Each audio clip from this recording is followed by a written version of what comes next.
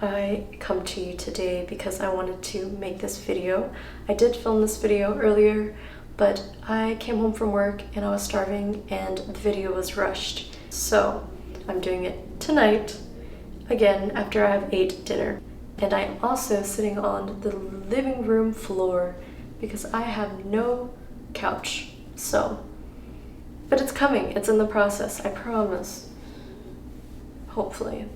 Anyway, I'm making this video because I've had so many DMs and a lot of people ask me personally what are my favorite books or any personal recommendations, and I narrowed down the list to 10, which is still a lot, but I've read so many books and it's very complicated. Even with the 10, I can't for sure say that they will always be my top 10 favorites. I just think that in this stage of my life, they have been very useful, and I'm very grateful and blessed that I have read these books. And there's some books that I know that I have yet to read, and I'm going to, and I'm gonna love them. So take that with what you will. I prepared a list because I tend to ramble a lot, especially when I'm excited about something.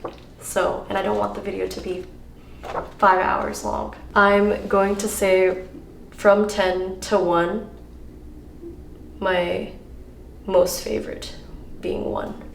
The first one is The Pale King by David Foster Wallace. I know you guys are going to be like, what the hell? David Foster Wallace is on this list?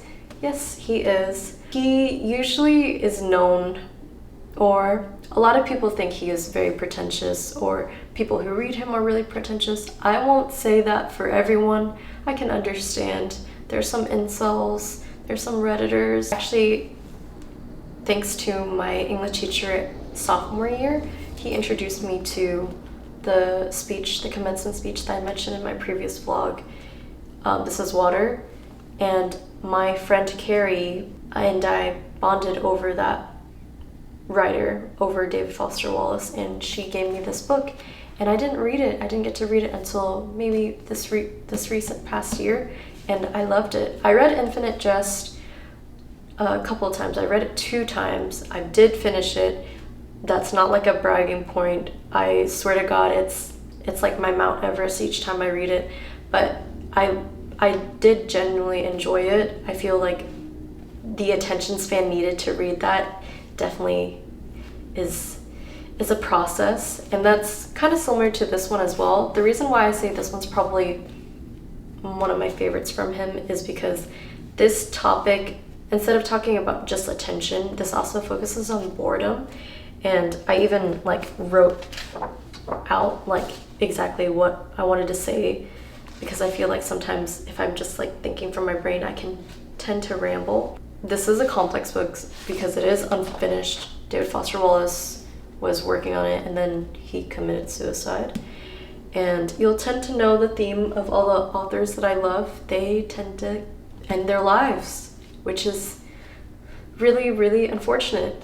But yeah, that's something I've noticed. Actual reason why it's considered a fiction book is because this is based on David Foster Wallace's true experiences of becoming an IRS worker and what he had to do that. And he didn't want to get sued by the IRS for that, of course. There's a scenario in here, and I won't say it word for word because God knows I would butcher it, but he talks about what it truly means to be a hero and what a true hero is. It's unromantic, unsexy, and unnoticed by society and a lot of people. And I think when I read it, I read it in a coffee shop and I cried because I immediately thought about my mom, and I just feel like this book is very, very interesting. It's very heartwarming, which is really interesting to describe David Foster Wallace. But he's also very, very optimistic, which I think a lot of people would not really understand if they didn't read his works fully. He is a very optimistic guy, despite him ending his life. He was struggling with some stuff, and he focuses on why boredom is so excruciating, and it's because we have so many thoughts as human being in this society, which is even more complicated, and we tend to want to distract ourselves and get rid of that boredom by filling our time with vices or things like that. And I think it's really, really interesting. But yeah, hopefully I didn't ramble too much on that, because God, that was only the 10th book. Next one is Myth of Sisyphus, which is Albert Camus. He is one of my favorite authors, of course, philosopher, writer, amazing. This book, if you guys don't know the Myth of Sisyphus, it's a story, it's a myth, a tale of this man who is cursed by the gods to internally roll a boulder up this very big, large hill, mountain, whatever, and by the end of the day, the boulder rolls back down. And that is what he has to do for the rest of eternity. He just has to do that for eternity, and he can't do anything about it. He can't change his fate. And attitudes towards this book is really interesting. I've seen both sides say different things, like, oh, this is a really positive book, or another one is really negative. That's not the point of Myth of Sisyphus. One must imagine Sisyphus happy, and that's the whole point. And I feel like a lot of people, please don't cancel me, I took it from reading a lot of Camus' writing. He's a very optimistic guy as well, despite him being like absurdist.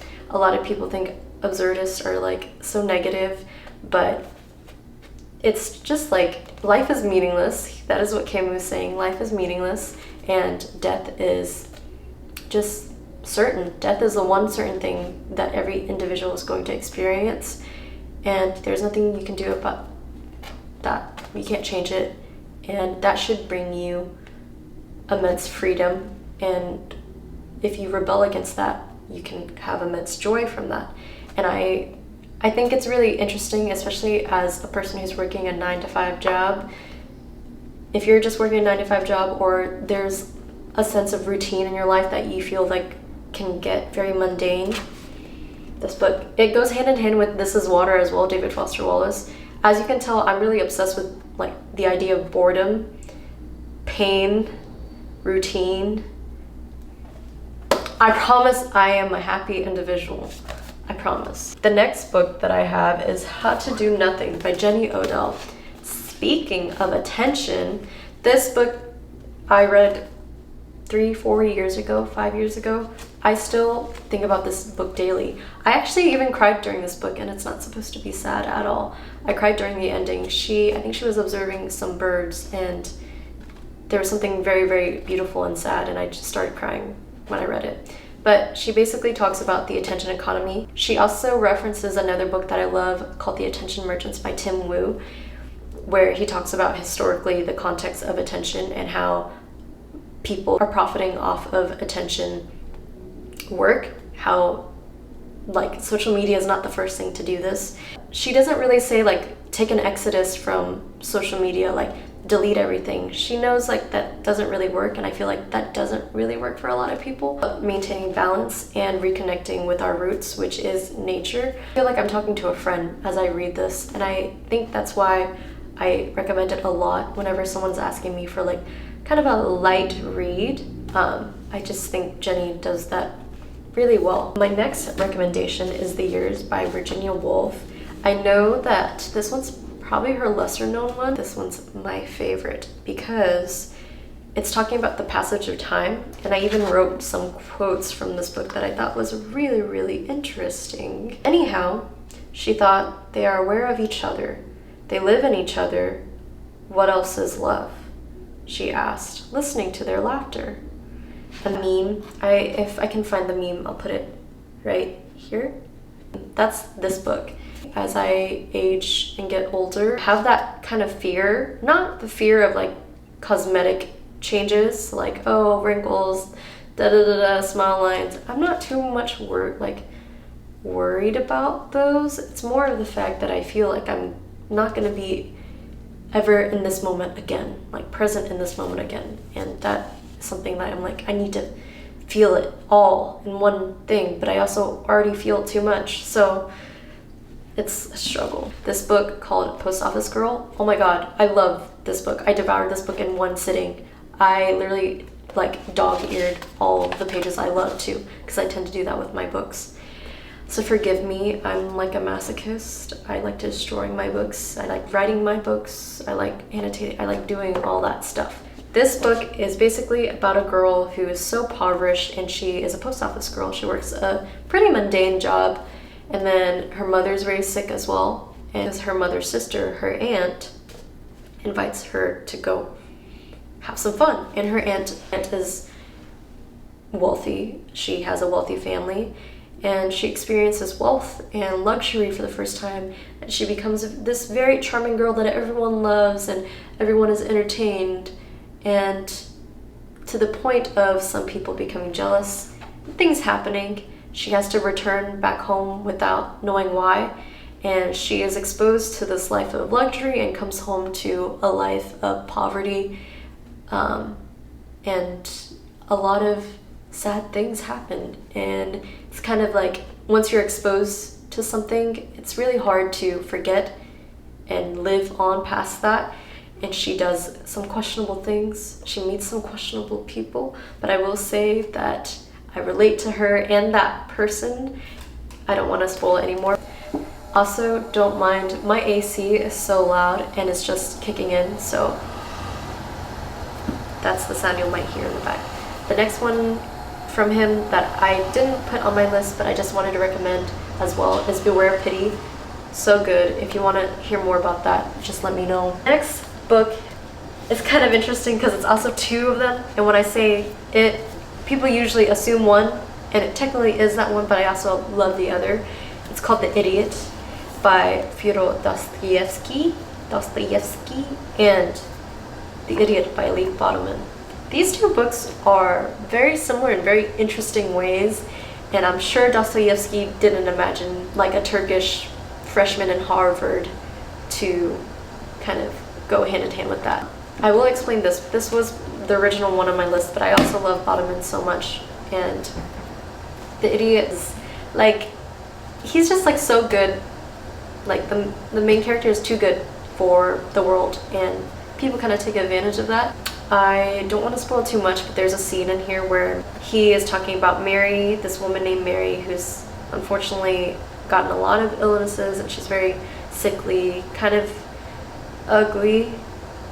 I don't want to say that because it's mean, but in the story sense, she's ugly, not looked great upon by society, very poor. Her mother hates her, her whole family hates her, and the neighborhood children kind of first ridicule her, and then as they hang out with the main character, Mishkin and her are hanging out together more because he feels bad for her, and the children notice this, and they replicate Mishkin treating her with kindness to the point where they go beyond that, observing the children grow to love Mary so much that they will like disobey their parents from saying like keep away from that woman, and they would make sure that she's okay. If she's sick, that they bring food and talk to her and hang out with her. It was just so, like, I bawled like a baby. I literally bawled like a baby. The ending is really not okay, but out of all the things I've read, I think that one's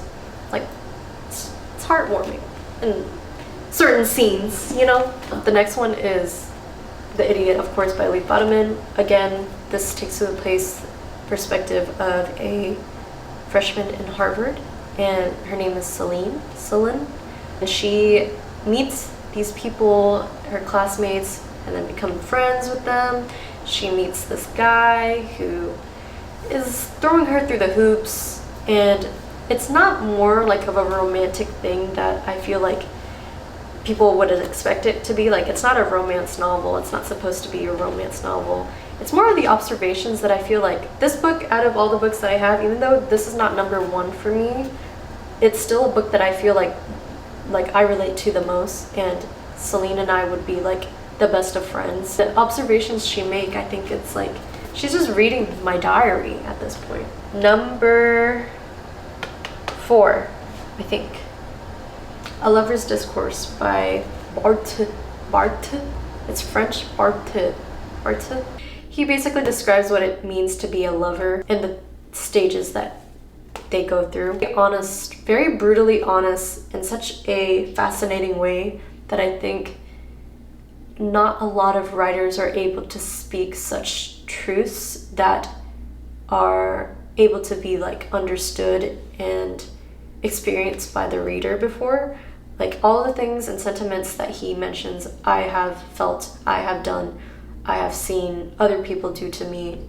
So incredible. Like a psychology philosophy of love discourse. It's a discourse. The next one was on my, not only on my top 10 for a long while, but it was actually my favorite book for like a long time, but just recently has gone down a little bit. Number 3, Karina.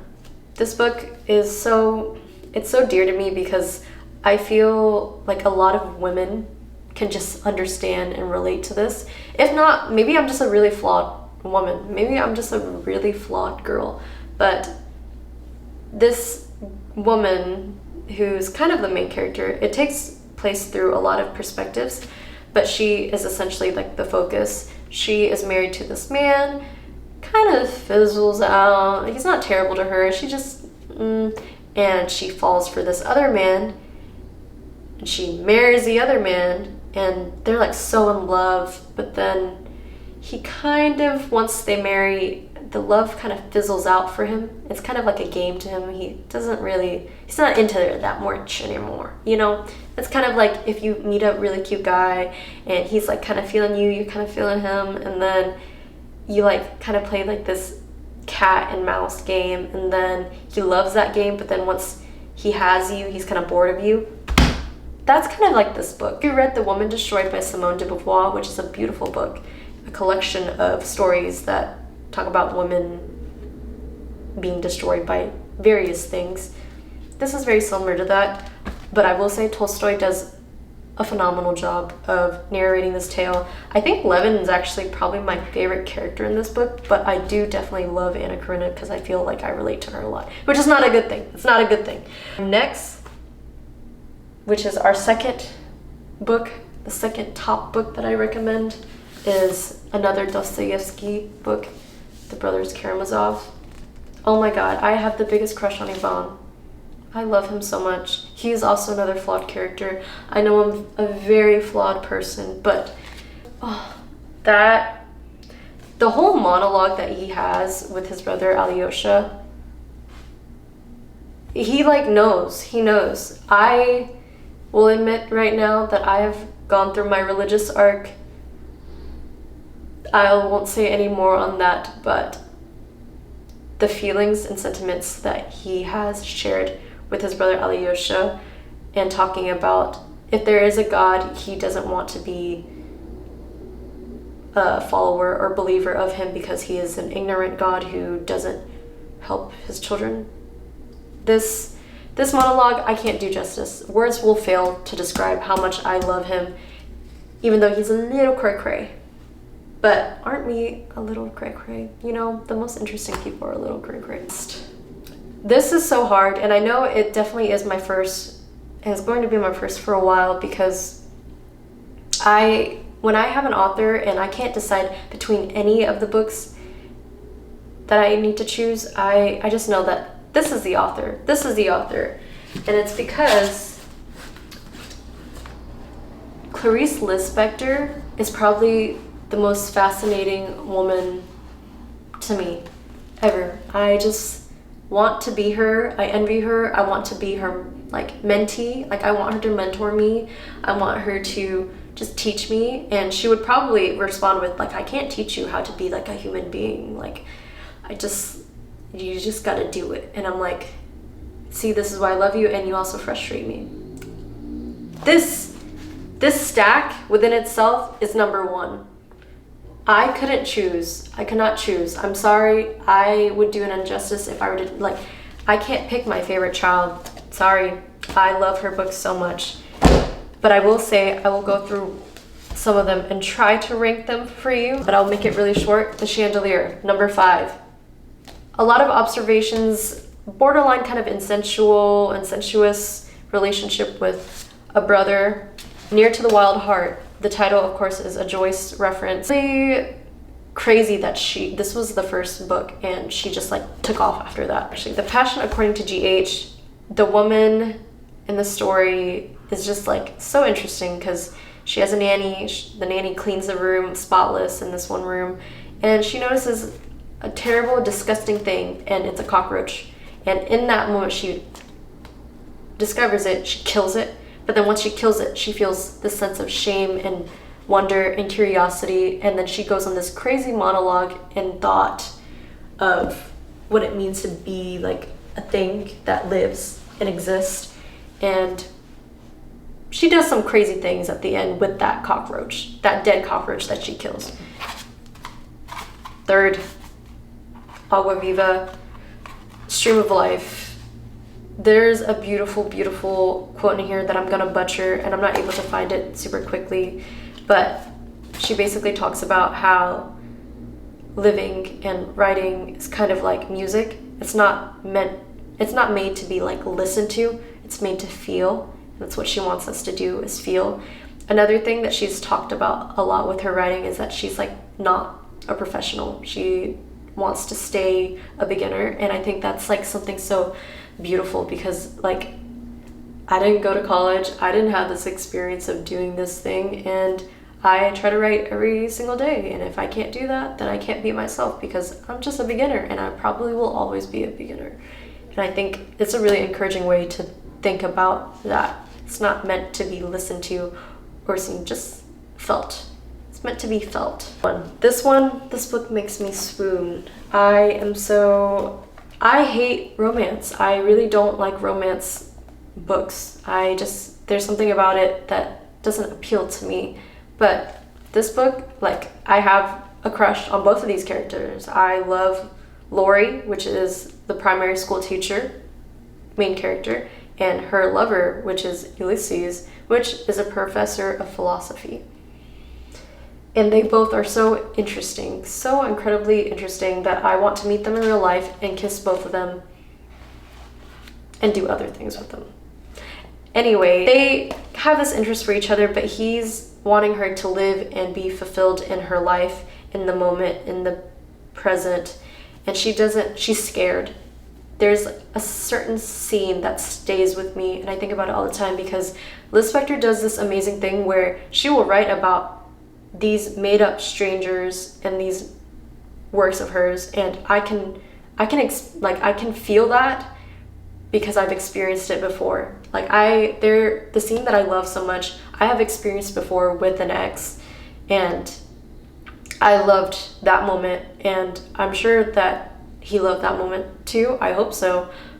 I don't know. It doesn't make it any less of a moment for me, but I won't, of course, say what the moment was for us, but the moment in this book that reminded me of that was when they're talking about something at a cafe, Ulysses and Lori, and Ulysses is talking about something, but Lori's kind of like she's paying attention, but she's observing things as well, and like a bird, like a sparrow or some sort, flies, and she just exclaims without like really thinking about it. It just comes out of her mouth, and it's unusual because she doesn't really do that a lot.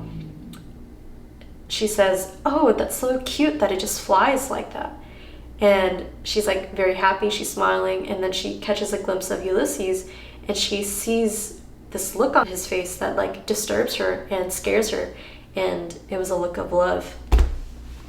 What am I supposed to do with that? Like, all right, I'll just die now. And then last, but definitely not least, if anything, this whole video is coming up to this point, y'all are like, just get to the point, what's number one? Liz Spector, I got this as an advanced reader's copy, which is an ARC, new translation. That's why she wrote this book a really long time ago, so it's not a new book. It's 1961, that was when she wrote it.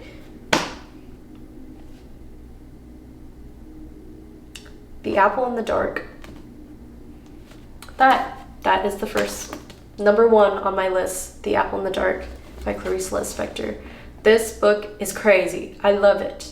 There's one conversation that stays in my head constantly, and I think about it all the time because I have to think about it all the time so I can stay alive and have hope.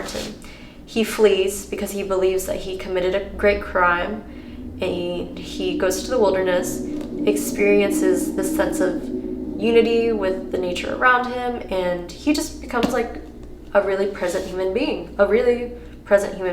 Then he falls upon this ranch, starts working at the ranch. There's these two women, and they kind of admire and notice and observe this about him too. It kind of goes crazy though, because it also kind of annoys them that he is such like a detached but also like fulfilled person in himself. The conversation I was thinking about that's been stuck on my head every single day is the conversation of the concept of hope, where he is talking to a priest. And I will have to find the quote for you because I don't want to butcher it. You are aware that from now on, wherever you go, you'll be stalked by hope. I am my Father. Are you ready to accept the heavy weight of joy? I am my Father.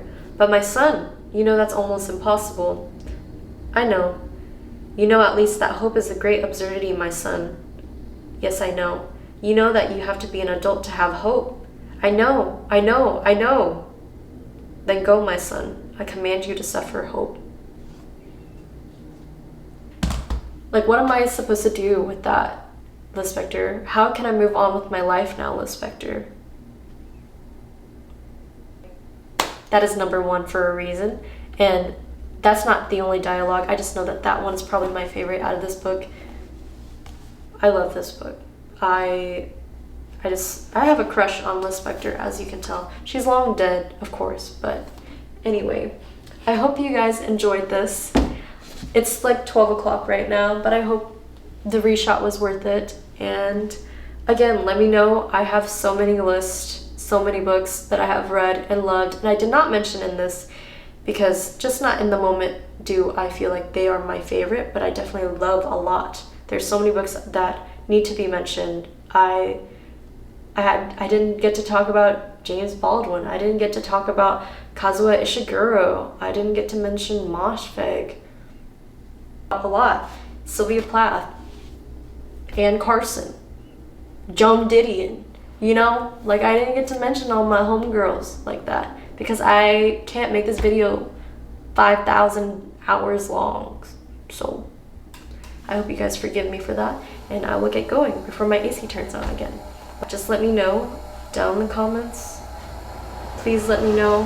Thank you again for subscribing. I love each and every one of you, all 20 of you, all 30 of you, whatever the number is right now. I actually very much appreciate it. I feel like just like 2 people watching, I thought that was like crazy. So thank you so much. I love you guys. Thank you. And I hope you guys have a swell day, night, and yeah.